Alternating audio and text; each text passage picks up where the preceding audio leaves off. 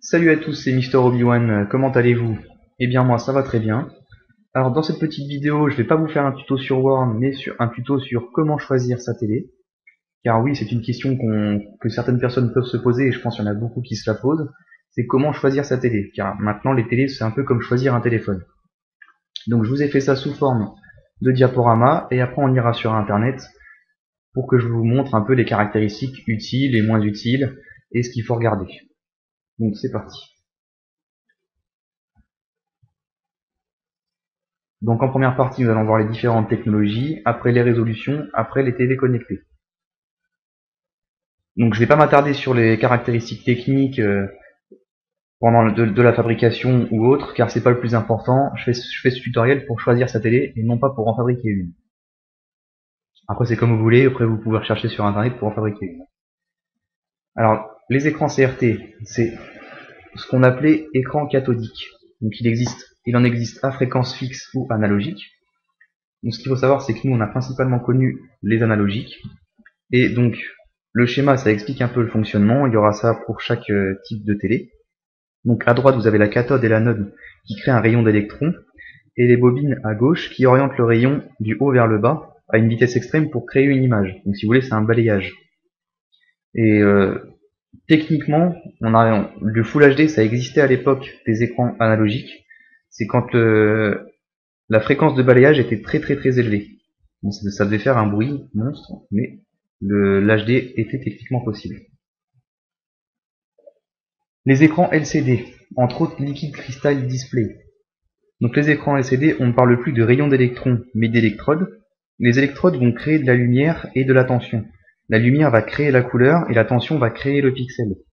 Donc si vous voulez, un gros avantage, on arrive à des contrastes élevés, donc une bonne qualité d'image au niveau de la couleur. Les écrans LED. Donc les écrans LED, c'est une version améliorée du LCD. Normalement, on devrait dire LCD à LED. Donc le local dining, c'est ce que la plupart d'entre nous avons dans nos salons. C'est du 3D, des TV qui ne sont pas 3D. C'est les LED les plus répandus. Avant, il y avait du Edge LED, mais ça, je vais pas en parler car c'est plus d'actualité. Donc ce sont des LED blanches qui sont situées derrière la surface de la dalle. Et ça permet d'améliorer l'homogénéité de la lumière et d'optimiser la contraste. Après, nous allons parler du 3D. Le 3D, c'est une association de 3 LED, rouge, vert et bleu, plus la blanche au milieu, ce qui produit la lumière blanche du rétroéclairage. En fait, le 3D qu'on a dans nos salons, c'est un effet d'optique. Si vous voulez, c'est pour ça qu'il faut des lunettes.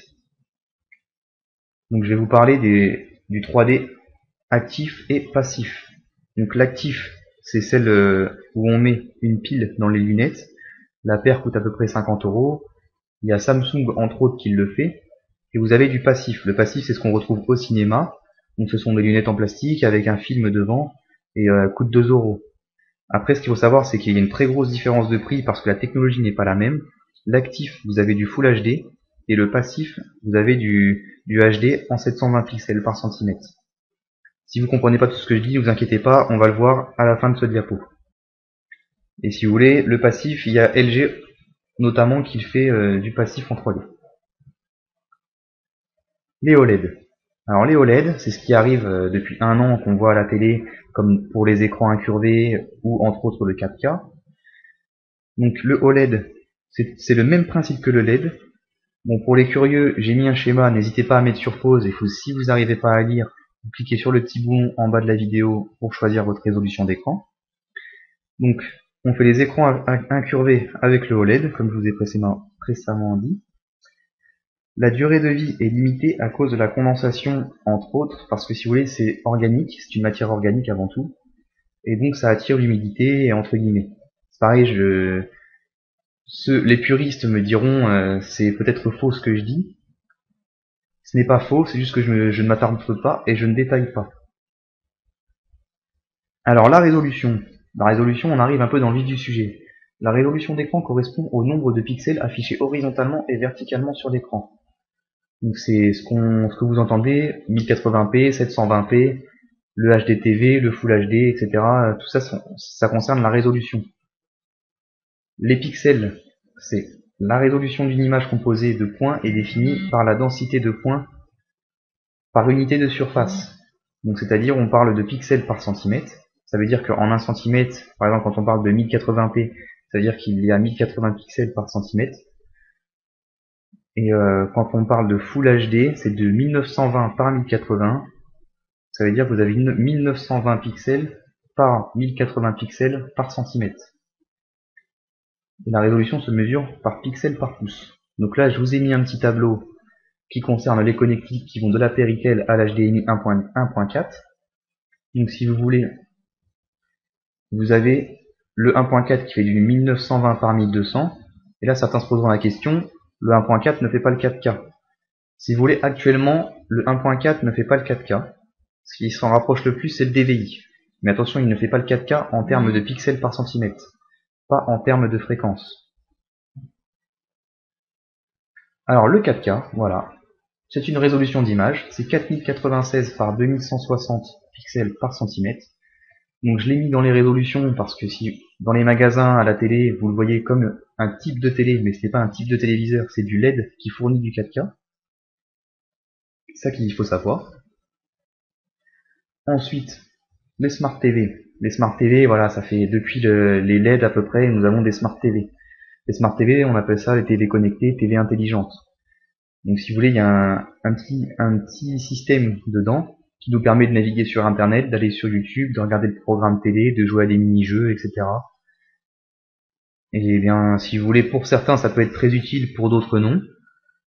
Actuellement, vu la rapidité des télés, c'est un peu gadget. Mais bon, elles le font toutes maintenant, donc on va pas s'en priver. Alors c'est fini pour ce petit diapo, on va aller sur Internet pour voir les différentes caractéristiques que vous retrouvez en magasin et les plus utiles, les moins utiles. Donc moi je vais aller sur Boulanger, car j'aime bien Boulanger.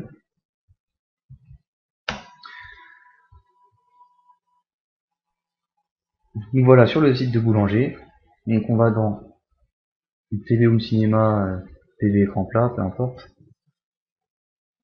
tous les téléviseurs. Donc là voilà, si vous voulez, quand la plupart des sites ils sont à peu près présentés pareil, vous avez des critères. Là les critères sur Boulanger se situent à gauche. Donc vous avez la marque, le type du téléviseur, la technologie, la résolution, la taille de l'écran, la TNT, la connexion, etc. Il y a des caractéristiques qui sont plus ou moins importantes. Et si vous voulez, la marque brille techniquement, c'est un peu comme les PC, ça n'a pas vraiment d'importance, mais si vous voulez, par exemple Toshiba ne sera pas d'aussi bonne qualité en termes de technologie comparé à Samsung ou à LG. Et encore moins à Sony. Alors ce qu'il faut savoir, c'est que on a une technologie qui s'appelle le Simple Link. Par exemple, si vous avez un home cinéma ou un PC, une technologie qui concerne le multimédia, avec Simple Link, vous pouvez la connecter automatiquement avec votre télé sans forcément bidouiller avec votre télécommande, etc. Donc si vous voulez, par exemple, si vous prenez une LG, il faut favoriser un home cinéma LG. Si vous prenez Sony, il faut favoriser un home cinéma Sony. Donc après, ça à réfléchir en termes de prix. Car Sony, si jamais vous tombez sur une télé qui est pas trop chère en Sony, et bah peut-être que le home cinéma sera beaucoup plus cher qu'un autre. Et si vous tombez sur si vous avez un home cinéma Sony, et bah c'est un peu compliqué de la prendre par exemple avec une Toshiba. Je parle des home cinéma récents, actuels, celles où il y a des programmes dedans, etc. Donc voilà, après vous avez le type. Le type, on va pas s'attarder là-dessus, parce que c'est soit télévision, après vous avez d'autres types de téléviseurs, si c'est écran, généralement on peut lier des écrans de PC avec. Après vous avez technologie, si c'est LCD, LED, LED 3D, OLED. Et la résolution. Vous avez la HDTV, la HDTV 1080p. Donc si vous voulez, dans les termes, c'est exactement la même chose, sauf que le HDTV ce sera pas forcément du Full HD. Et le Ultra 4K, bah c'est du 4K, tout simplement. Et si vous voulez, actuellement les télés ne font pas réellement du 4K. Donc je prends une télé au hasard, on va prendre la première, pour que vous voyez ce que vous allez voir en magasin. Donc le nom, ils ont toujours des noms un peu... ça c'est des noms plus la référence, etc. On s'y attend pas trop, peu importe. Ce qui nous intéresse le plus, c'est ceci. Tous ces petits autocollants que vous voyez là. Donc on a 48 pouces, ce qui correspond à 122 cm. On a marqué 400 Hz avec traitement, ça veut dire qu'il y a un processeur qui va s'occuper de gérer la fréquence pour l'augmenter. Donc en fait votre télé ne fait pas vraiment 400 Hz. Après vous avez le Edge LED Ça c'est par exemple pour éviter de vous abîmer les yeux. Et éventuellement, c'est plus ou moins utile. Après vous avez le HDTV 1080p. Cet autocollant là, on va dire, il veut rien dire. Techniquement, on sait pas trop. Parce que si vous voulez, la résolution, il y a marqué 1920 par 1080, ça veut dire que vous avez du Full HD. Le 3D actif, c'est comme on se réfère au PowerPoint, c'est soit de l'actif, soit du passif. Je vais pas m'attarder là-dessus, on en a parlé juste avant. Vous avez les enceintes, la plupart des télés ont les mêmes enceintes, c'est du 8 watts. Il y a certains font 10 ou 12, ça n'a pas une grande différence. Vous avez le tuner câble, tuner satellite, ça veut dire tuner câble c'est la TNT, le satellite c'est pour brancher ou connecter votre carte Canal+, CanalSat ou Orange, etc. sur votre opérateur. Vous avez marqué TV connecté, c'est la Smart TV. Et le Wi-Fi, si elle fait Wi-Fi ou non. Après il y a marqué USB PVR. USB PVR ça veut rien dire. Ce qu'il faut savoir c'est est-ce que ça fait USB ou non, la plupart le font. Si elle est Smart TV, ne vous en faites pas, ça le fait obligatoirement et elle lira la plupart des formats. Mais si vous voulez, on peut toujours rencontrer des télés qui ont des problèmes au niveau de lecture de fichiers. Par exemple, si vous enregistrez avec un caméscope et que vous le branchez sur votre télé, ça ne le lira pas forcément. Donc voilà, on a à peu près fait le tour au niveau des technologies. Quand on vous affiche la contraste, ça n'a pas réellement d'importance parce que sur une télé, c'est pas le plus important. Ce sera un projecteur, la contraste c'est très importante. Vous avez l'angle de vue qui sert totalement, entre nous ça ne sert à rien parce que 178 degrés c'est tout à fait normal. 178 degrés c'est pareil que 180 degrés.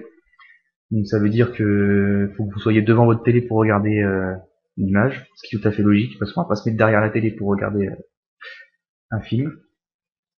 Après vous avez marqué lunettes fournies ou pas, etc. Ça si vous voulez vous verrez ça avec le vendeur ou c'est marqué dans les caractéristiques, ne vous inquiétez pas.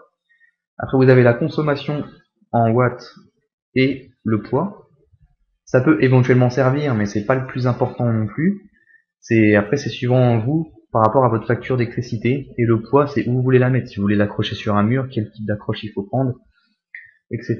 Ou si vous voulez la mettre sur une étagère qui supporte que 10 kg et votre télé fait 20 kg, bah le lendemain vous pourrez acheter une télé.